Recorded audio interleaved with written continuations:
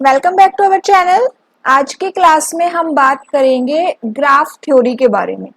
Graph theory में हम देखेंगे कि ग्राफ क्या होता है एंड देन उसमें ग्राफ में क्या इंपॉर्टेंट टर्म्स आती है, मल्टीग्राफ, सिंपल ग्राफ के बीच में क्या डिफरेंस है एंड कुछ मेन हम यहाँ पे टाइप्स ऑफ ग्राफ भी देखेंगे, जैसे कि आपका ट्राइवियल ग्राफ, सब ग्राफ एंड मोस्ट इम्पोर्टेंट जो आज का हमारा टॉपिक है आइसोमॉर्फिक ग्राफ।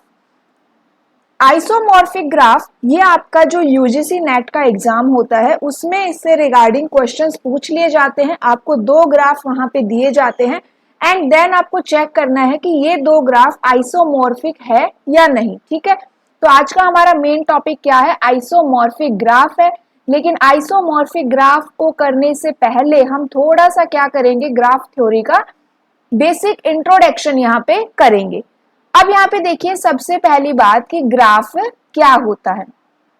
जब मैंने डेटा स्ट्रक्चर करवाया था तो वहां पे मैंने आपको टाइप्स ऑफ डेटा स्ट्रक्चर दिए थे कि भाई एक लीनियर डेटा स्ट्रक्चर होता है, नॉन लीनियर डेटा स्ट्रक्चर होता है।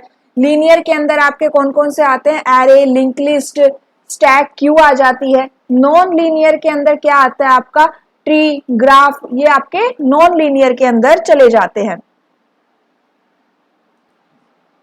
अब यहाँ पे देखो सबसे पहले हम क्या देखेंगे कि ग्राफ होता क्या है।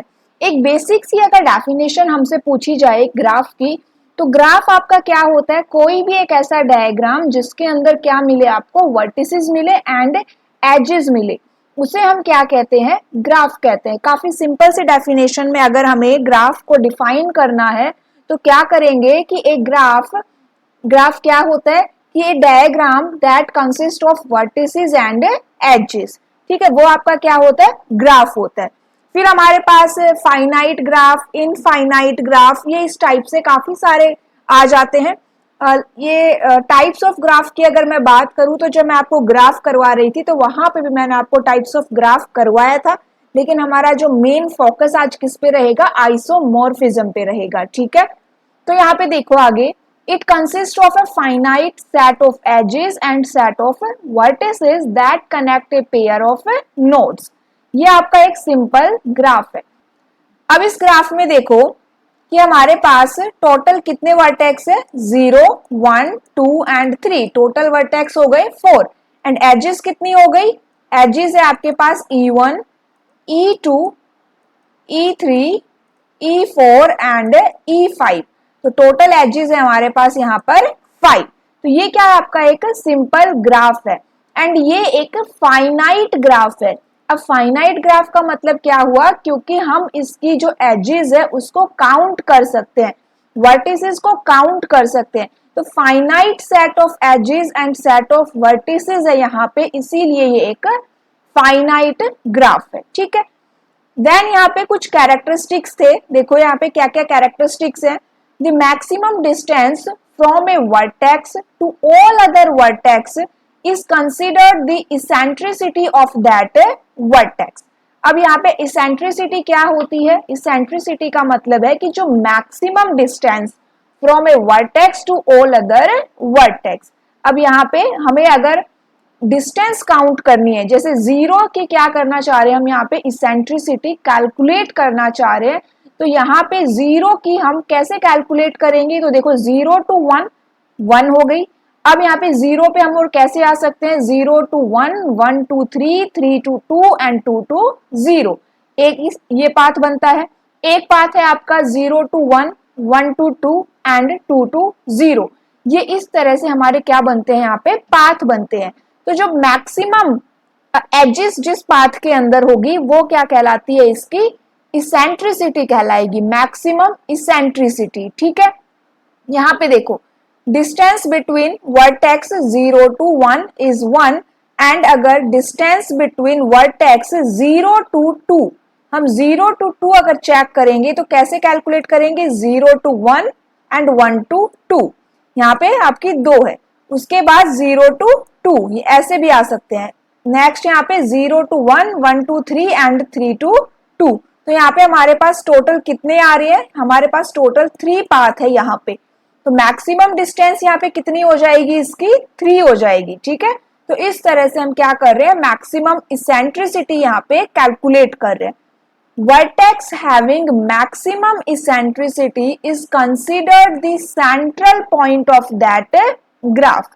जिस भी वर्टेक्स की इसेंट्रिसिटी मैक्सिमम होगी वो क्या कहलाएगा, उस ग्राफ का सेंट्रल पॉइंट कहलाएगा। And the minimum value of eccentricity is radius of A connected graph. And जो मिनिमम वैल्यू क्या है यहाँ पे 1, वो क्या कहलाएगी, आपकी रेडियस कहलाएगी। ठीक है, तो ये क्या है, इसका इसेंट्रिसिटी के बारे में है। उसके बाद हमारे पास है कि एक ग्राफ में आप कौन कौन से ऑपरेशंस परफॉर्म कर सकते हो।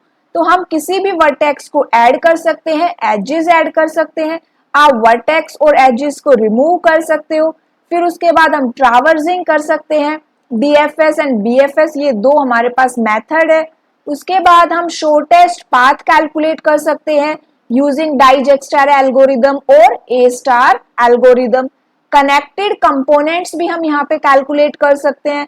देन साइकिल डिटेक्शन आप कर सकते हो। ठीक है, applications of graph to represent flow of computation. Generally हम ग्राफ को क्यों यूज करते हैं, हमारी जो कंप्यूटेशन है उसके फ्लो को चेक करने के लिए, इस तरह से, जिससे हमें पता चले कि एक्चुअली में कहां से कहां पाथ जा रहा है।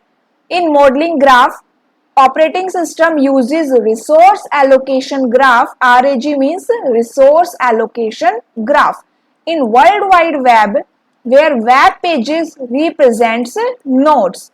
Real life example Google map.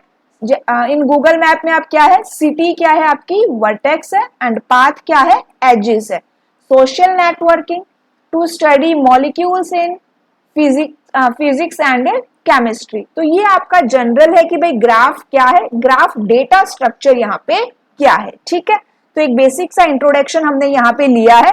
ये ऑलरेडी मैंने आपको पहले भी करवाया हुआ है, लेकिन हम यहाँ पे क्या कर रहे हैं, अभी हमें आइसोमॉर्फिज्म करना है, तो इसीलिए हम यहाँ पे एक हमारा चेक कर रहे हैं कि अभी तक हमने क्या क्या देखा था। अब यहां से स्टार्ट करते हैं ग्राफ एंड ग्राफ टर्मिनोलॉजी। तो ग्राफ क्या है, ग्राफ को हम रिप्रेजेंट करते हैं G से एंड VE। VE का मतलब क्या हुआ, V यहाँ पे वर्टिसेस है एंड E क्या है आपकी एजेस है। तो एक graph denoted as G is equals to VE consist of a non empty set of vertices और नोड। वर्टिसेस को हम नोड भी कहते हैं, V and a set of edges E। Example क्या रहेगा, ये सिंपल सा एग्जाम्पल यहाँ पे देखते हैं। इस एग्जाम्पल में वर्टेक्स कौन कौन है, A, B, C and D। तो A, B, C and D हमारे वर्टेक्स है। उसके बाद हमें एजेस गिवन है AB, AC, BC and CD। अब हमें क्या करना है, एक ग्राफ ड्रॉ करना है। तो हम क्या करेंगे, जो एजेस हमें गिवन है सिंपली उनको क्या करना है, आपको बस कनेक्ट करते हुए जाना है। हम किसी भी सीक्वेंस में यहाँ पे हमारे वर्टेक्स को लिखेंगे and A to B edge है, फिर A to C है, then B to C, then C to D। तो ये क्या हो गया, हमारा एक ग्राफ हो गया। अब यहाँ पे देखिए, a set V is equals to VG whose elements are called vertices, points और nodes of G। एंड यहाँ पे V क्या है, ये एक सेट है। सेट किसका है, वर्टिसेस का।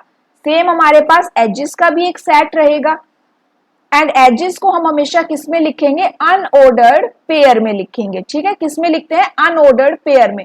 अब ये unordered pair and ordered pair क्या होता है, तो जब मैंने आपको सेट थ्योरी करवाई थी तो वहां पे मैंने आपको ऑर्डर्ड पेयर भी करवाया था एंड अनऑर्डर्ड पेयर भी बताया था। ठीक है, तो वहां से आप देख सकते हो vertices U and V are said to be adjacent if there is an edge E is equals to UV। यहाँ देखो हमारे पास दो vertices है U and V and U and V हमारे पास इस तरह से पेयर में गिवन है। इसका मतलब इन दोनों वर्टेक्स के बीच में क्या है, एक एज है एंड एज का मतलब क्या हुआ कि ये दोनों वर्टेक्स एक दूसरे के एडजेसेंट रहेंगे। ठीक है, In such a case, U and V are called the end points of E। अब ये edge का नेम हमने यहाँ पे E मेंशन किया है एंड U and V क्या रहेंगे, एंड पॉइंट्स है ऑफ ई, इस ई के एंड पॉइंट्स कौन है, यू एंड वी, एंड ई क्या है यहाँ पे, ई एक कनेक्टर की तरह यूज हो रही है यू एंड वी के लिए। Also the edge is said to be incident on each of its end points U and V। ये काफी बेसिक सी बातें हैं, ठीक है। नेक्स्ट यहाँ पे देखिए, ग्राफ को हम एक डायग्राम की फॉर्म में रिप्रेजेंट करते हैं, each vertex V in V। अब यहाँ पे देखो, जो वर्टेक्स होते हैं उसको आप या तो एक स्मॉल डॉट से रिप्रेजेंट करते हो या फिर एक स्मॉल सर्कल से हम यहाँ पे वर्टेक्स को रिप्रेजेंट करते हैं। एंड जो एजेस होती है उनको हम एक लाइन, सिंगल लाइन या कर्व आप कह सकते हो, इससे हम एक एज को रिप्रेजेंट करते हैं। फिर नेक्स्ट यहाँ पे आता है डिग्री ऑफ ए वर्टेक्स। एक वर्टेक्स की डिग्री कैसे कैलकुलेट की जाती है, तो देखो अगर हमारे पास ये एक ग्राफ गिवन है, हम इस ग्राफ को लेते हैं एंड हमें क्या करना है, इसमें वर्टेक्स की डिग्री कैलकुलेट करनी है। वर्टेक्स कितने हैं, तो देखो वर्टेक्स है A B C and D. हम यहाँ पे एक टेबल फॉर्म करेंगे A B C and D, और यहाँ पे क्या फाइंड आउट करनी है हमें, डिग्री। किस वर्टेक्स की डिग्री करेंगे, सबसे पहले ए वर्टेक्स की डिग्री यहाँ पे कैलकुलेट हो रही है।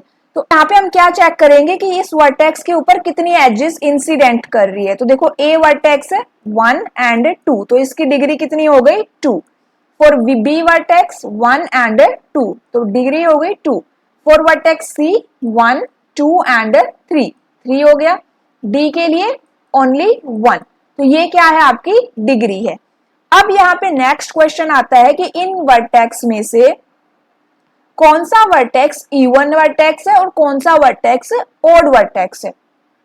तो यहाँ पे जिस भी वर्टेक्स की डिग्री इवन है वो आपका इवन वर्टेक्स होगा, एंड जिस भी वर्टेक्स की डिग्री ओड है वो आपका ओड वर्टेक्स होगा। तो C एंड D हमारा ओड वर्टेक्स है एंड A एंड B हमारा इवन वर्टेक्स है। फिर नेक्स्ट यहाँ पे क्वेश्चन आता है कि इस पूरे ग्राफ की डिग्री क्या होगी।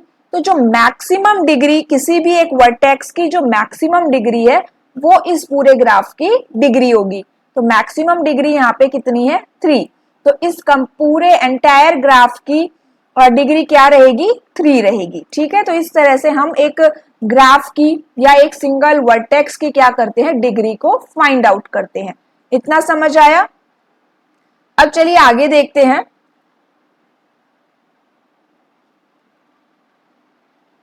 नेक्स्ट हमारे पास है आइसोलेटेड वर्टेक्स। आइसोलेटेड वर्टेक्स का मतलब होता है एक सिंगल आपको एक वर्टेक्स गिवन है एंड जिसकी कोई भी डिग्री नहीं है। देखो एक सिंगल वर्टेक्स यहाँ पे गिवन है एंड कोई एजेस यहां से नहीं जा रही है, तो इस वर्टेक्स की डिग्री कितनी होगी 0 होगी। इस वर्टेक्स को हम क्या कहेंगे, आइसोलेटेड वर्टेक्स कहेंगे, एंड इस ग्राफ को हम क्या कहेंगे, ट्राइवियल ग्राफ कहेंगे, ठीक है। ट्राइवियल ग्राफ का मतलब क्या होता है, एक ग्राफ विद 0 डिग्री या फिर एक ग्राफ विद सिंगल वर्टेक्स, वो क्या होता है आपका ट्राइवियल ग्राफ होता है। एंड इस सिंगल वर्टेक्स को आइसोलेटेड वर्टेक्स कहते हैं, और सिंगल वर्टेक्स की आपकी डिग्री कितनी होती है 0 होती है। फिर नेक्स्ट हमारे पास एक थ्योरम है, उसका नाम क्या है, हैंड शेकिंग लीमा।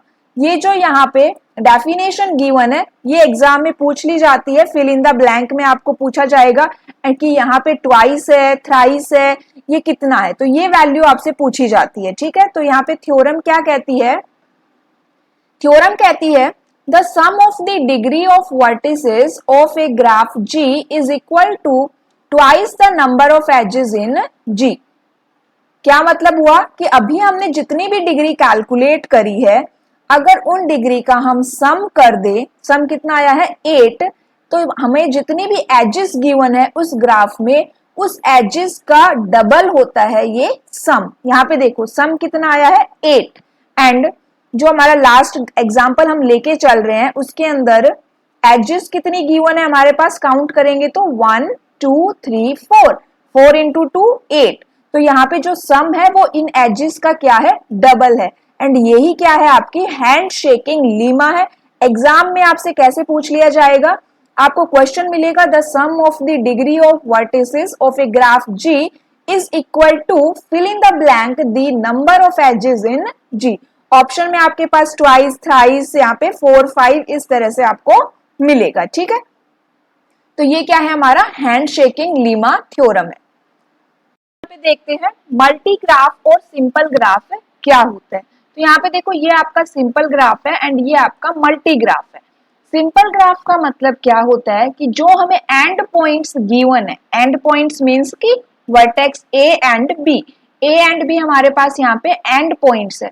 तो इन वर्टेक्स के बीच में आपके पास केवल एक सिंगल एज होनी चाहिए। तो यहाँ पे देखो ए एंड बी के बीच में एक सिंगल एज है E1, फिर यहाँ पे बी एंड सी के बीच में एक सिंगल एज है E3, सी टू डी आपके पास E4 है एंड ए टू डी हमारे पास एक सिंगल एज है E2।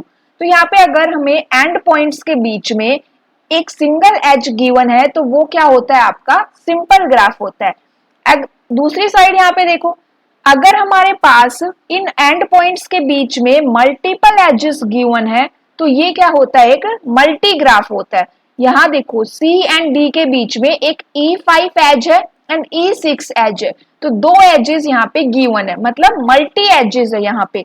तो ये क्या हो गया, एक मल्टी ग्राफ है। अगर मल्टी एजेस आपको नहीं गिवन एंड इस तरह से आपको गिवन है, ये क्या होता है, एक सेल्फ लूप होता है। सेल्फ लूप का मतलब कि ये पर्टिकुलर एज उसी वर्टेक्स के ऊपर वापस आ रही है, बी से स्टार्ट हो रही है एंड बी के ऊपर ही आ रही है, वो क्या होता है, सेल्फ लूप होता है। तो अगर किसी भी ग्राफ में आपको सेल्फ लूप गिवन है या फिर मल्टी एजेस गिवन है, देन वो ग्राफ क्या रहेगा, मल्टी ग्राफ रहेगा। दोनों का होना यहाँ पे कंपलसरी नहीं है, सेल्फ ईदर सेल्फ लूप और मल्टीपल एजेस। हमें अगर कोई एक भी मिल रहा है तो वो क्या होता है, आपका मल्टी ग्राफ होता है, ठीक है। एंड दूसरा क्या है, आपका सिंपल ग्राफ है। तो ये दोनों के बीच में डिफरेंस रहेगा। फिर ट्राइवियल ग्राफ हमने कर लिया है, a graph with one vertex and no edges. Finite graph has finite number of vertices and a finite number of edges. यहाँ पे देखिए नेक्स्ट हमारा आता है सब ग्राफ। अब सब ग्राफ क्या होता है, तो देखो सब ग्राफ का मतलब क्या है कि हमें कोई भी एक ग्राफ गिवन है, ग्राफ G हमें गिवन है एंड इस ग्राफ के अंदर जो वर्टिसेस और एजेस वहां पे गिवन है, वहां से हम उसका एक पोर्शन उठा रहे हैं एंड उससे एक नया ग्राफ बना रहे हैं। तो वो जो नया ग्राफ बनेगा उसमें जो भी वर्टिसेस आप लोगे, जो भी एजेस आप लोगे, वो इस ओरिजिनल ग्राफ के अंदर होनी चाहिए। अगर वो वर्टिसेस एंड एजेस इस ओरिजिनल ग्राफ के अंदर है तो वो ग्राफ इस ग्राफ का सब ग्राफ कहलाएगा। अब यहाँ पे देखो, अगर मेरे पास ये एक सिंपल ग्राफ गिवन है जिसके अंदर 4 वर्टिसेस है A, B, C and D।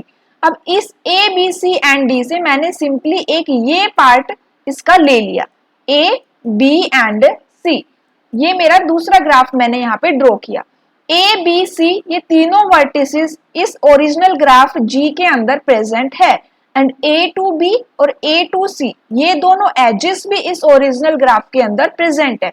तो इसका मतलब ये जो मेरा ग्राफ है H, इसको मैंने नाम दिया है H, वो क्या है, इसका सब ग्राफ है। एंड यहाँ पे सब ग्राफ को हम इस तरह से भी रिप्रेजेंट कर सकते हैं, H is the sub graph of G।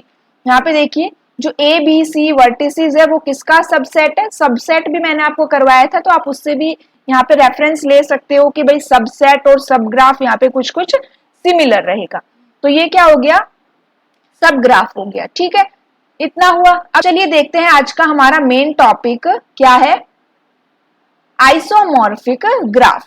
Isomorphic graph क्या होता है, सबसे पहली बात तो इसकी डेफिनेशन देखो क्या होती है, graph G and G star are said to be isomorphic if there exists a one-to-one correspondence f v arrow v star। ये क्या है, यहाँ पे वन टू वन फंक्शन यहाँ पे शो हो रहा है। जब मैंने आपको DMS में मैं आपको सेट थ्योरी करवा रही थी तो वहां पे मैंने आपको फंक्शन करवाए थे, one to one function, onto function, into function, तो ये वही है। यहाँ पे कौन सा रिलेशन आएगा, वन टू वन का, such that uv is an edge of G if and only if fv is an edge of G star। तो यहाँ पे ये काफी डिफिकल्ट सी आपको डेफिनेशन लग रही होगी। एग्जाम में क्या पूछा जाता है कि ये दो पर्टिकुलर ग्राफ आइसोमॉर्फिक है या नहीं। सिंपल सी भाषा में समझो तो आइसोमॉर्फिज्म का मतलब होता है कि दो ग्राफ एक दूसरे के सिमिलर है या नहीं। टू ग्राफ्स आर सिमिलर और नोट। अगर वो सिमिलर है तो मतलब वो आइसोमॉर्फिक है, और अगर वो सिमिलर नहीं है तो वो आइसोमॉर्फिक नहीं है। अब ये एग्जाम्पल गिवन है, एक एग्जाम्पल ध्यान से समझो, देन इसके अंदर आपको कुछ प्रैक्टिस के क्वेश्चंस भी मिलेंगे, आप उनको अपनी नोटबुक में करके देख सकते हो। तो यहाँ पे देखो एक सिंपल सा एग्जाम्पल, ये एक ग्राफ गिवन है, ये आपका सेकंड ग्राफ गिवन है। इस पर्टिकुलर ग्राफ के अंदर यहाँ पे A B C and D, इसके अंदर आपके पास है पी क्यू आर एस। पहला स्टेप यहाँ पे क्या है कि हमें काउंट करना है इन दोनों के अंदर नंबर ऑफ वर्टेक्स कितने हैं। अगर वर्टेक्स इक्वल है तो हम सेकंड स्टेप पे जाएंगे, अगर वर्टेक्स ही इक्वल नहीं है तो मतलब वो आइसोमॉर्फिक नहीं है। तो यहाँ पे वर्टेक्स है total 1 2 3 4, total vertex are 4, and यहाँ पे P R Q S यहाँ पे भी कितने हैं 4, मीन्स की फर्स्ट स्टेप यहाँ पे क्लियर है। सेकंड स्टेप क्या है कि हम यहाँ पे देखेंगे कि नंबर ऑफ एजेस इक्वल है या नहीं, दोनों में हमें सिर्फ काउंट करनी है। तो 1 2 3 4 and 5, number of edges are 5, 1 2 3 4 5, number of edges are 5, means कि यहाँ पे सेकंड स्टेप भी क्या है क्लियर है। अब जाएंगे हम थर्ड स्टेप पे। थर्ड स्टेप में हम क्या चेक करेंगे, डिग्री को, कि यहाँ पे डिग्री सीक्वेंस कितनी है, दोनों की डिग्री सीक्वेंस क्या होनी चाहिए, इक्वल होनी चाहिए। तो यहाँ पे देखो मैंने इनकी डिग्री लिखी हुई है ऊपर, जो एक्स्ट्रा है उसको रब करते हैं। अभी हमने डिग्री निकालना यहाँ पे देखा कि डिग्री कैसे कैलकुलेट होती है। तो यहाँ पे ए वर्टेक्स की डिग्री कितनी है 1 2 3, ठीक है, सी के लिए है 1 एंड 2, डी के लिए 1 2 3 एंड बी के लिए 1 एंड 2। तो यहाँ पे इसकी जो डिग्री सीक्वेंस है वो क्या है आपकी, अगर हम इसको डिसेंडिंग ऑर्डर में लिखें तो 3 3 2 एंड 2। सेम यहाँ पे देखेंगे P के लिए है 3 एंड R के लिए 1 2 3, S के लिए 1 2, Q के लिए 1 2। यहाँ पे क्या है सीक्वेंस आपकी 3 3 एंड 2 एंड 2। तो यहाँ पे डिग्री ऑफ वर्टेक्स भी क्या है, इक्वल है, ठीक है। चलिए नेक्स्ट यहाँ पे जो हमारा स्टेप आता है वो मोस्ट इंपोर्टेंट स्टेप, वो क्या है, अब हमें करनी है इनकी मैपिंग। क्या करेंगे हम यहाँ पे, इनकी मैपिंग करेंगे। अब मैपिंग कैसे होती है तो देखो ध्यान से समझो, यहाँ पे हमारे पास कितने वर्टेक्स है, 4 वर्टेक्स है, यहाँ पे भी कितने वर्टेक्स है, 4 वर्टेक्स है। अब मैपिंग का मतलब होता है कि यहाँ A के लिए सेम A के जैसे, मतलब कि हम एक तरह से कह सकते हैं इसका डुप्लीकेट हमें यहाँ पे ढूंढना है, इस A के जैसा एक डुप्लीकेट हमें यहाँ पे ढूंढना है, फिर C का डुप्लीकेट देखना है, B का देखना है एंड D का यहाँ पे देखना है। तो हमें इस ग्राफ का क्या करना है, यहाँ पे एक तरह से डुप्लीकेट यहाँ पे देखना है सभी वर्टेक्स के लिए। तो हम सबसे पहले चेक करते हैं A वर्टेक्स के लिए। A के वर्टेक्स की डिग्री कितनी है 3। अब A के पास 3 एजेस है, 3 एजेस है और उनके लिए क्या है, उनके यहाँ पे कॉम्बिनेशन है 3 2 2, ठीक है। A के पास एक वर्टेक्स है C जिसके पास डिग्री है 2, फिर उसके पास एक वर्टेक्स है D जिसके पास डिग्री है 3 एंड एक वर्टेक्स है B जिसके पास है 2 डिग्री। अब ये सेम कॉम्बिनेशन, कॉम्बिनेशन मींस की 3 3 2 2, ये कॉम्बिनेशन हमें यहाँ पे फाइंड आउट करना है। तो देखो सबसे पहले ऊपर कितना आना चाहिए 3, मतलब कि एक ऐसा वर्टेक्स हमें देखना है जिसकी खुद की डिग्री ही 3 हो। तो ये Q एंड S ये तो यहाँ पे आएंगे ही नहीं, ये तो पहले ही बाहर हो गए। P एंड R ये 2 वर्टेक्स यहाँ पे बचे जिनकी डिग्री भाई 3 है। सबसे पहले P के लिए चेक करते हैं, P की डिग्री क्या है 3। अब P के पास ऐसा वाला कॉम्बिनेशन होना चाहिए एजेस का 3 2 2, देखो यहाँ पे 3 2 एंड 2, तो P के पास ये कॉम्बिनेशन है, ठीक है। एक बार R के लिए भी चेक करते हैं, R के पास 3 2 एंड 2, तो R के पास भी ये कॉम्बिनेशन है। अब P एंड R इन दोनों के पास ये कॉम्बिनेशन है, तो इसमें से हम कोई भी एक वर्टेक्स सिलेक्ट कर सकते हैं A के लिए कि जिसकी A के साथ मैपिंग हो जाएगी। तो हमने सिलेक्ट किया P, ठीक है, तो हमने क्या किया A की मैपिंग कर दी P के साथ, ठीक है। इतना हमें समझ आया कि भाई A की मैपिंग हमने किसके साथ कर दी है, P के साथ कर दी है। अब सेम मेथड के लिए हमें B C एंड D के लिए भी क्या फाइंड आउट करना है, डुप्लीकेट यहाँ पे फाइंड आउट करना है। एंड यहाँ पे हमें वर्टेक्स कौन कौन से रिमेनिंग है, Q, S एंड R। ठीक है, तो चलिए अभी हम चेक करते हैं नेक्स्ट वर्टेक्स के लिए। हमें A के लिए समझ में आया कि भाई A के लिए हमने कैसे फाइंड आउट किया।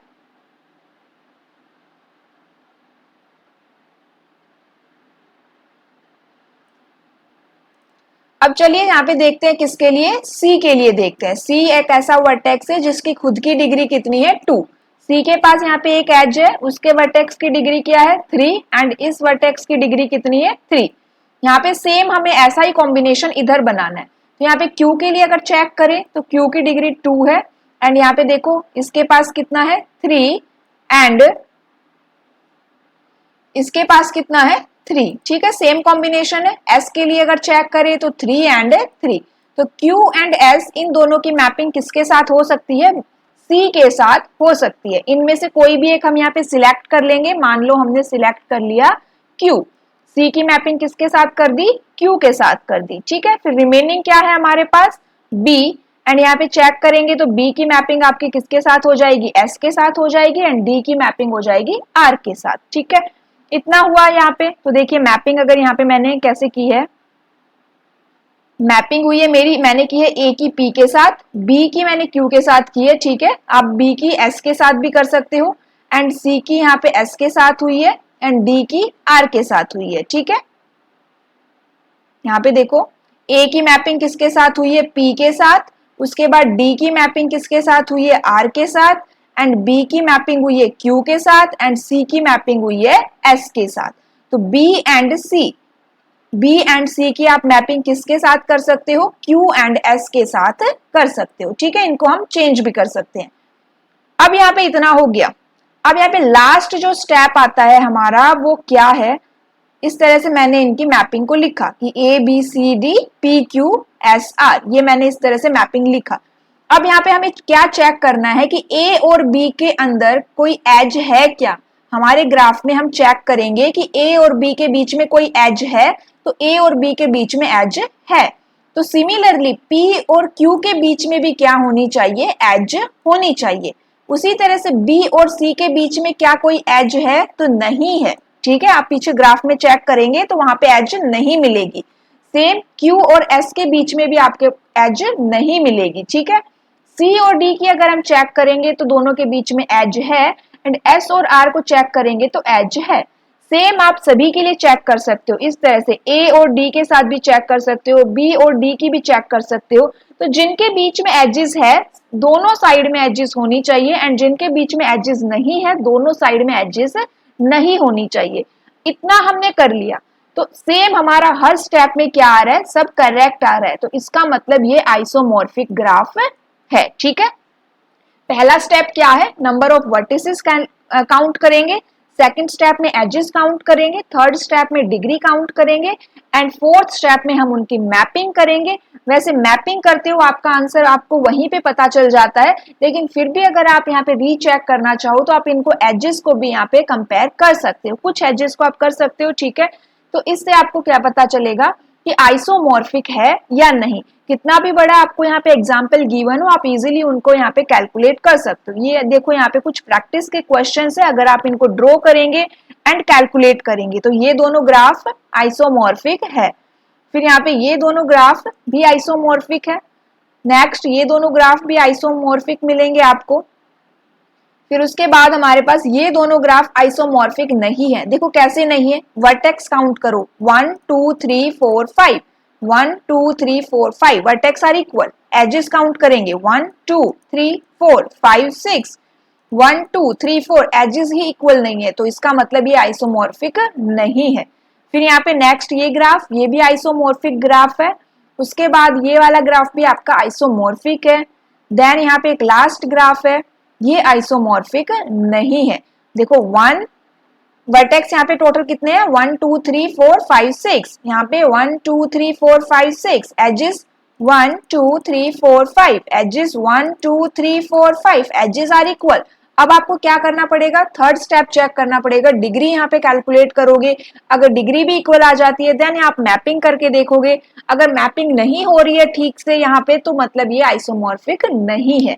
तो ये क्या है, आज की क्लास में हमने देखा कि कैसे हम दो ग्राफ को चेक कर सकते हैं कि वो आइसोमॉर्फिक है या नहीं है। नेक्स्ट क्लास में हम देखेंगे हैमिल्टनियन ग्राफ को। क्लास अच्छी लगी तो जरूर शेयर करना और कमेंट करके भी बता सकते हो कि आपको क्लास कैसी लगी। एंड टेलीग्राम ग्रुप का लिंक आपको डिस्क्रिप्शन बॉक्स में मिलेगा, आप वहां से अगर आपको कोई डाउट है तो पूछ सकते हो, ग्रुप को ज्वाइन कर सकते हो, कोई डाउट है तो कमेंट करके भी पूछ सकते हो। Thank you.